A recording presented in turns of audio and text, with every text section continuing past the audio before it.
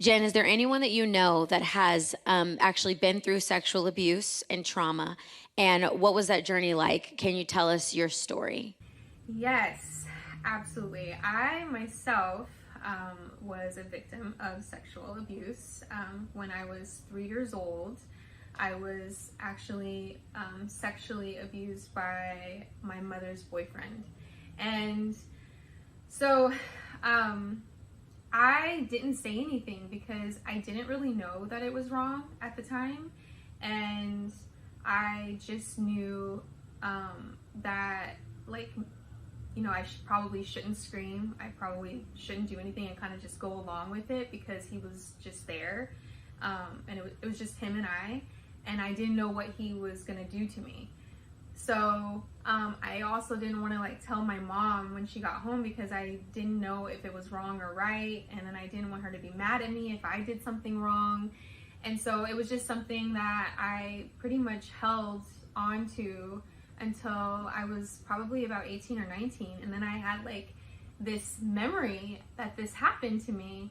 And it was kind of when I was going on my self-discovery journey of trying to figure out why I didn't really love myself, and I felt depressed inside, and it's just all of these things. And so it all connected back to this event that happened to me when I was 3. And I just, I really appreciate this book, bringing awareness to this and talking to children about this from a young age, because I was 3 or 4, and if I had known that, that wasn't supposed to happen to me, and that I wasn't the one that was wrong, and that I, could talk and tell someone, I wouldn't have, gone through pretty much my whole life with, this happening.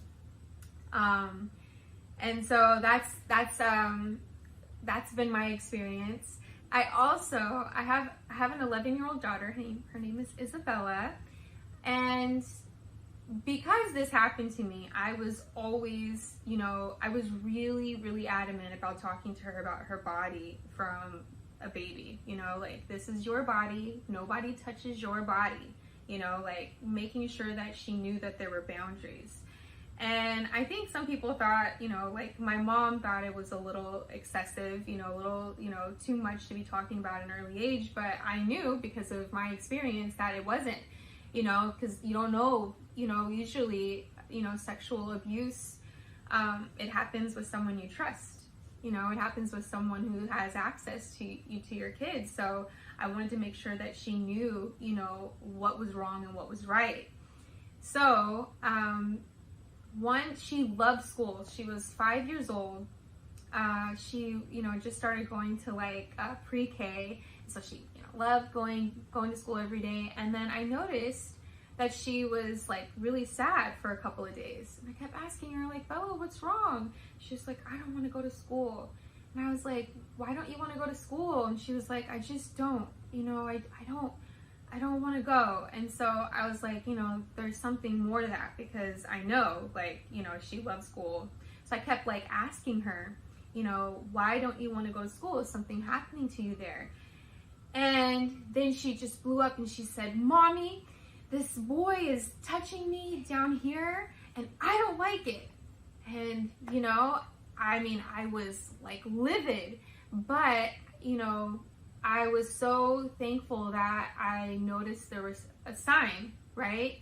That, she was sad. She didn't, want to go to school anymore and do something that she always liked to do. And she felt, open enough with me to share that this happened to her. So obviously, we went up to the school and we told them. And, it turns out these little boys, stuff was happening in their home. And so then they were, doing to other kids what was being done to them. So it's just really important, this book on, really being sensitive and knowing the signs in your children and asking them and just making them aware, of what's wrong and what's right. And so those are my 2 experiences. Amazing. Thank you so much, Jen, for giving us your truth and your story and just being an advocate here on earth as you've been called in heaven to do so in film, entertainment, and even as a mother and now an author.